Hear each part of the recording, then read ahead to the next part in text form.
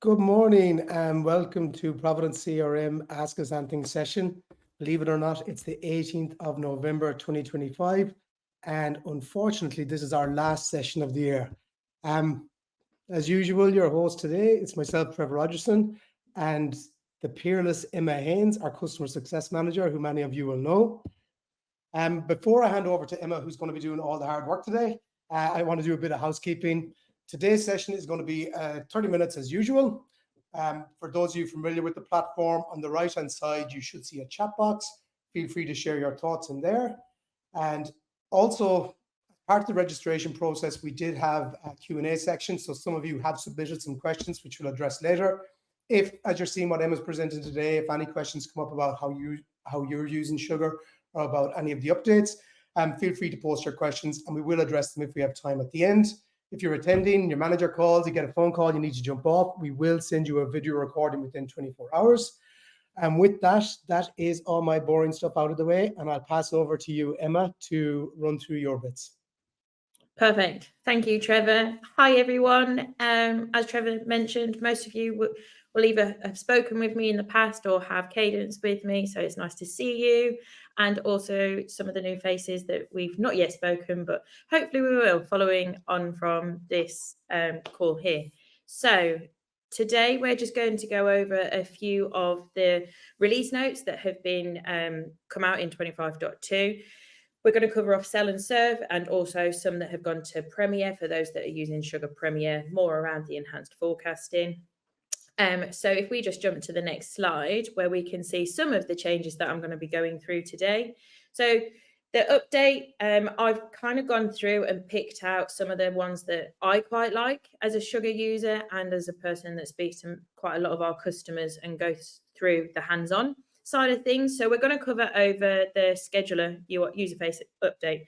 So I quite liked this one because historically, or those currently on the current version, it's not quite easily clear to see when the next scheduler is. So they've kind of changed the user interface a little bit. So they put some color in there to make it stand out so you can easily see when the next scheduler is due to run. So we will run through that. We have also had inline edit come through to the list view dashboards.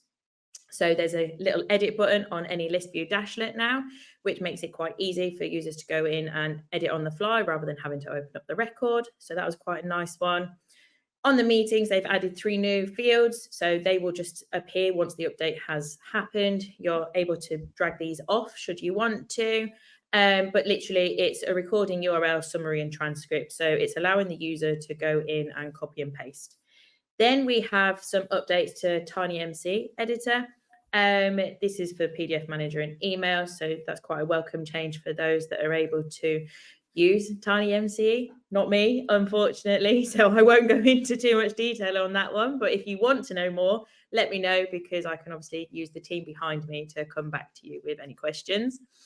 And then lastly, this is probably my favorite one to show you. It's the nicest, more to show, should I say, and it's the drop-down editor. So some customers that I've worked with, we have previously added in a highlight field. So you can color rag drop-downs basically. So Sugar's now brought this to the out-of-the-box product. So it allows you to edit a full list of drop-downs at once.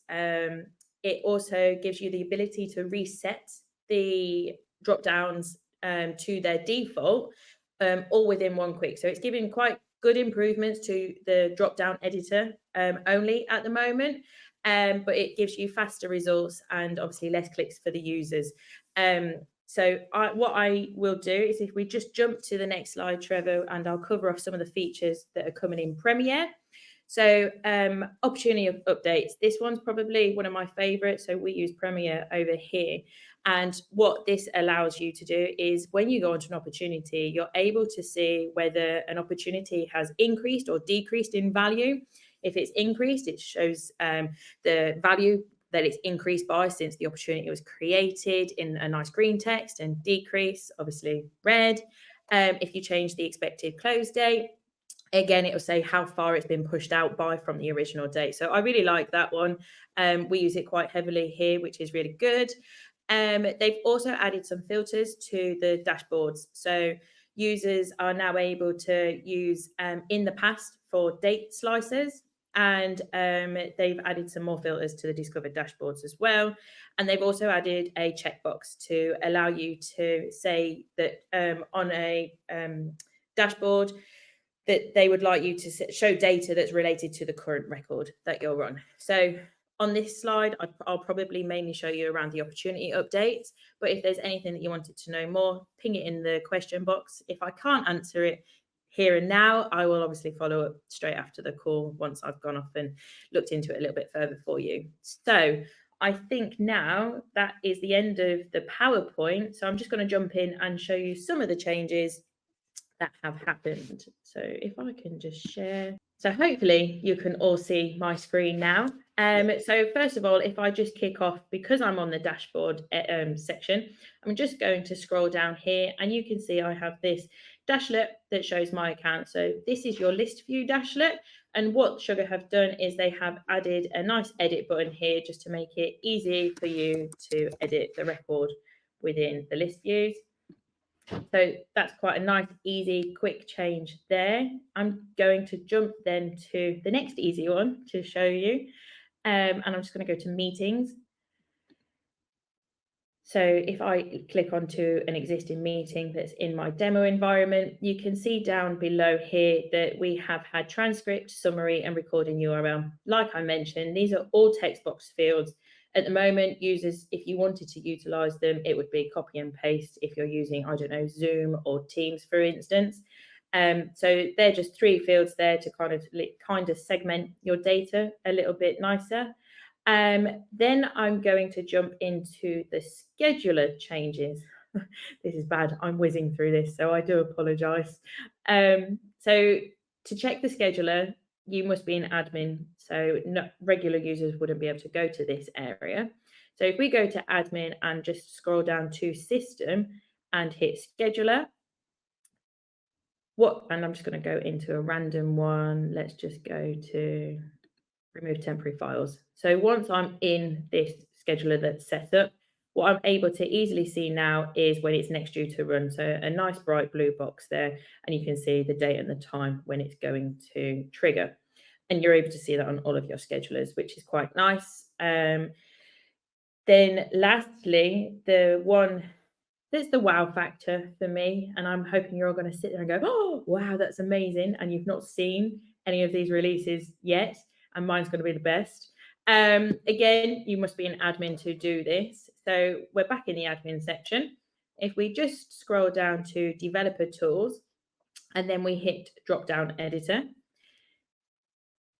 what we can do here is if I just go to, I want the industry field just to show you.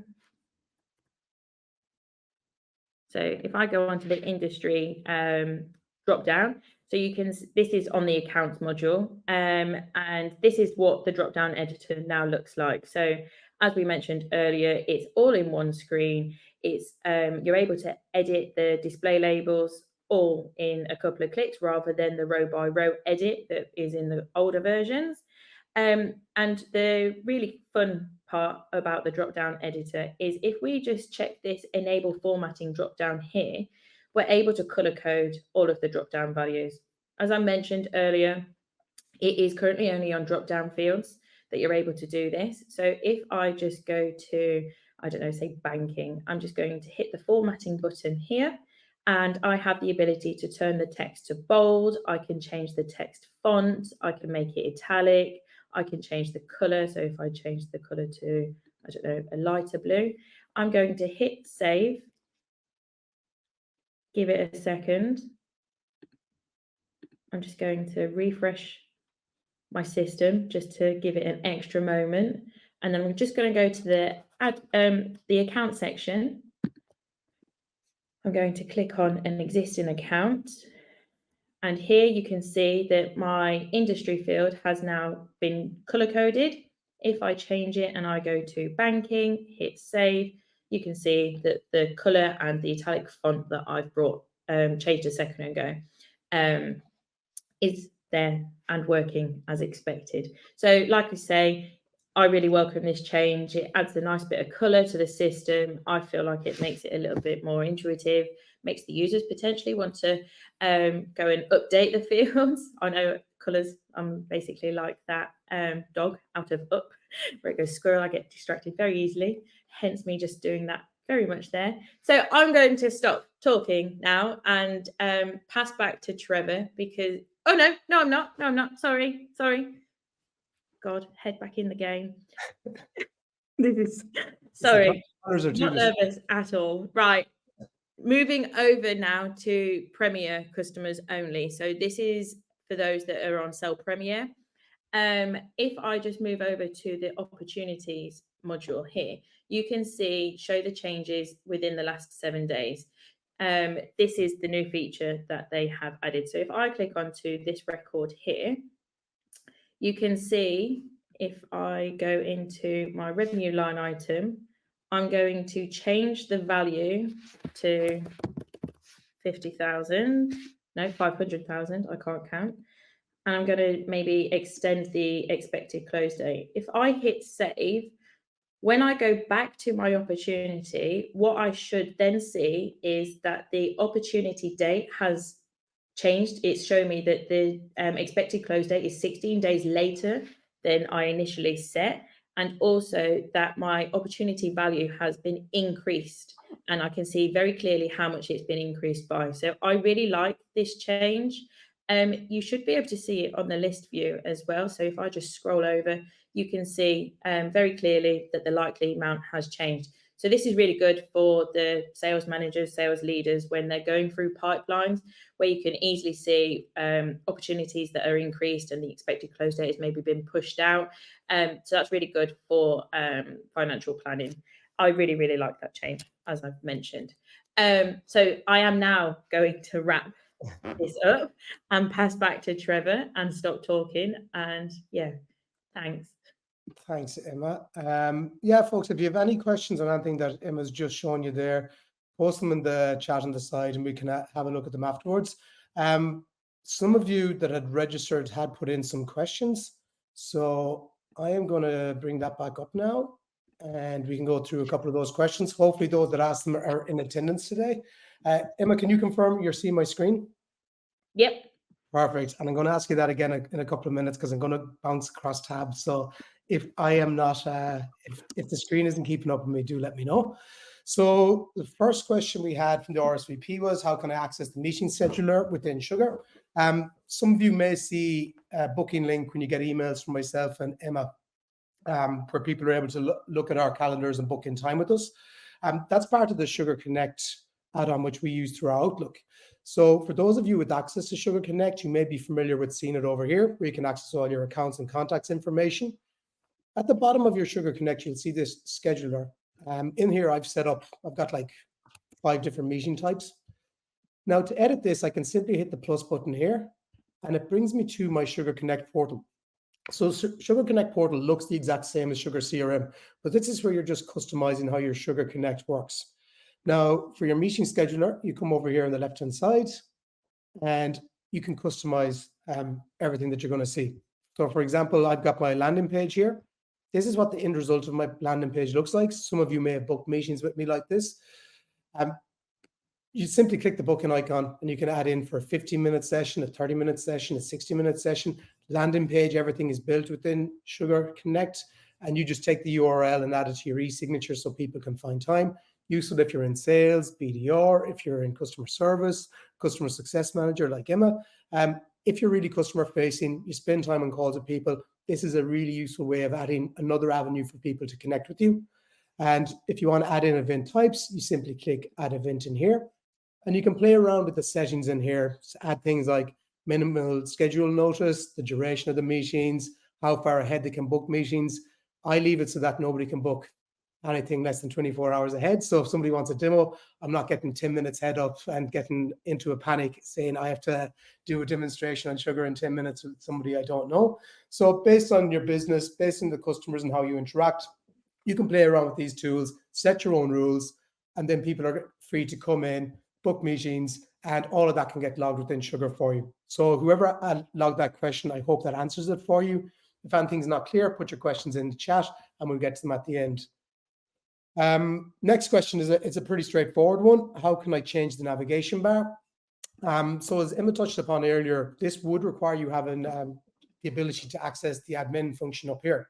So in the top right-hand corner, click the drop down, come to admin, click in, and as you scroll down here in the developer tools, you can see this navigation bar and subpanels. So the navigation bar refers to this line of modules on the left-hand side. So based on your role within the organization, you may see different modules in here. Now, it's really straightforward to edit this. And some of you, this is a simple thing that some people aren't aware that they can change. But for example, right now I can see accounts, contacts, and opportunities. But just say in my role, I also need to see leads and reports. On the left-hand side, I can see my available modules, and I can see I've chosen number of pin modules to be 3. I'm going to change that to 5, which means Sugar's going to pull the top 5 modules from this list into that report, into that navigation bar, sorry. And I'm going to drag and drop reports above calendar. And when I hit save, Sugar's going to deploy those changes. It takes a couple of seconds for this to run through. But the idea is once it's saved, we can hit refresh. This is the beauty of doing this live, and we'll hope it works. And you can see now my navigation bar has changed. I've got accounts, contacts, opportunities, leads, and reports. So very simple thing to use, but can really change your experience within Sugar, because some of you may be used to coming up here time and time again to access different modules. If you find there's one module that you're consistently coming up here to access, it may be worth your while adding it to the left-hand side. Obviously, you don't want things to become too cluttered, but if it's a time-saving thing, it's a really simple thing for you to address. So if anybody needs help with that, afterwards we will send over like post-meeting emails. You'll be able to book time with myself or Emma. So if you do want any help doing either of those things, we'll be happy to help you out. Next question from the RSVP is, how can I create a workflow? I think, Emma, it may make sense for you to take this one, given your expertise with Sugar. So I'm going to stop my screen share and let you jump into that one. No worries. Okay, so if I just share my screen back again, hopefully you can all see my screen now. So for this one, I'm just going to show you quite an easy process definition to set up. So if on the navigation bar, we go to process definitions, hit the create, and what I'm going to do, for my example, is I would like to notify all of our sugar users or internal team when an opportunity is marked as closed won. So if I just do op closed won, I'm going to do this on the opportunities module. So I need to set my target module as opportunities because that's where the trigger is going to be. And then I'm going to hit save and design. And then we should be greeted with this great grid table here. So along the top is the actions and the buttons that you're going to be using when you create process definition. So first of all, we need to start the event. So I'm going to drag that down and I'm going to right click and hit settings. So here is where I decide the trigger for my process definition to run, basically. So when on the opportunities module, and I want this for, I'm going to do new and all updates. But if you're following the correct sales process, it should really be for all updates, because if a user's input an opportunity and close winning it straight away, it's not gone through the correct cycle. But I'm going to select new and all updates. Then I'm going to define my criteria here. So if we just hit evaluations, and it's a module field evaluation. So here I'm going to say when the sales stage is equal to closed won, I want this automation to trigger. Sorry, go back.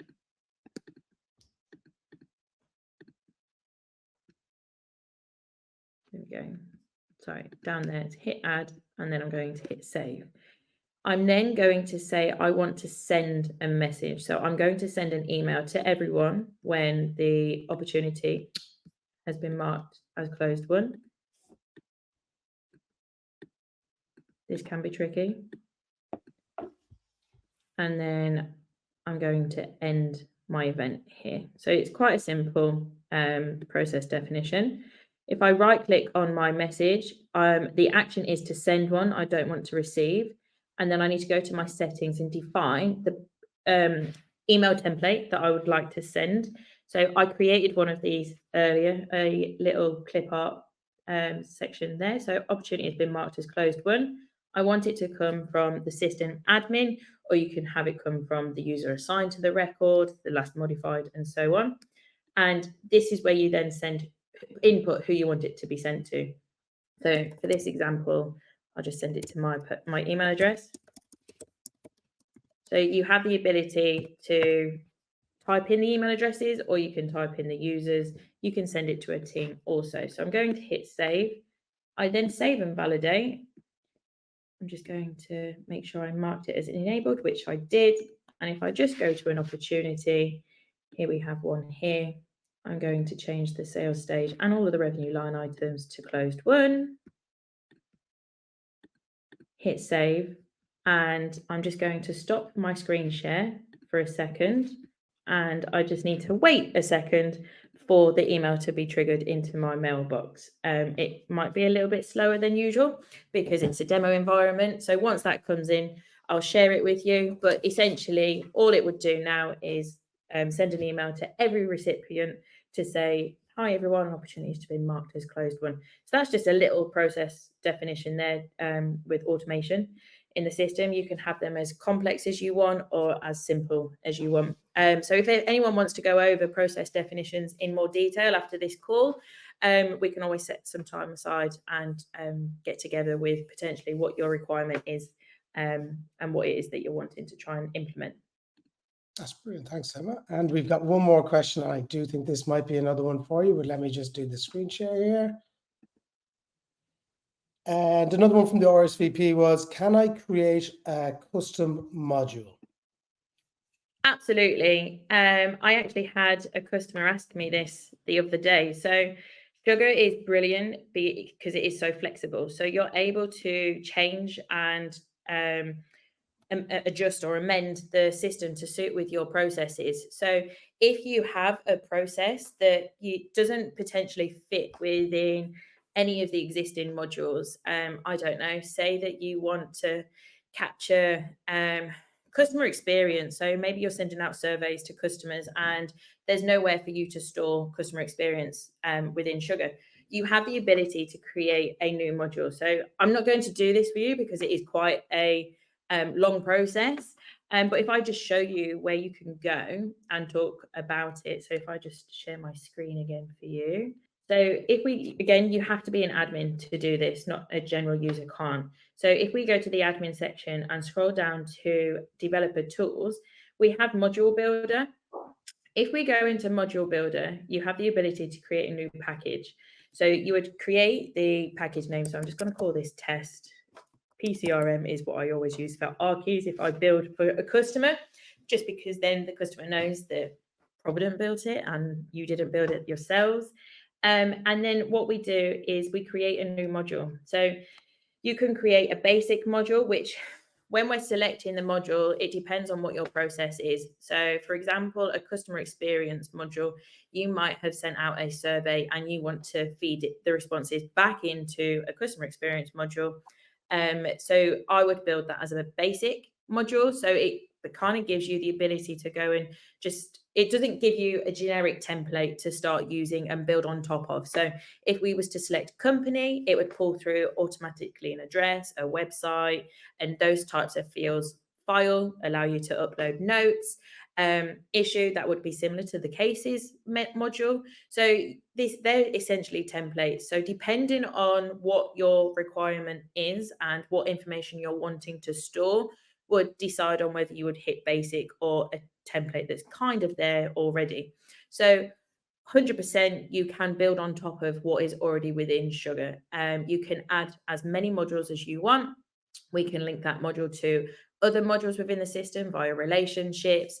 You can archive your emails and your meetings against new modules that you create. So it has complete flexibility. So if you are ever sat thinking, we have this process or we have this system that is quite old, it costs us a lot of money, and it's quite a basic system, and we would like to find another solution, either talk to myself or Trevor or anyone else here at Provident, because it could be that we could work with you to help you build that process within Sugar, which would alleviate the need to using multiple systems and store that data all in one place, hopefully under the one cost of what you're paying for Sugar.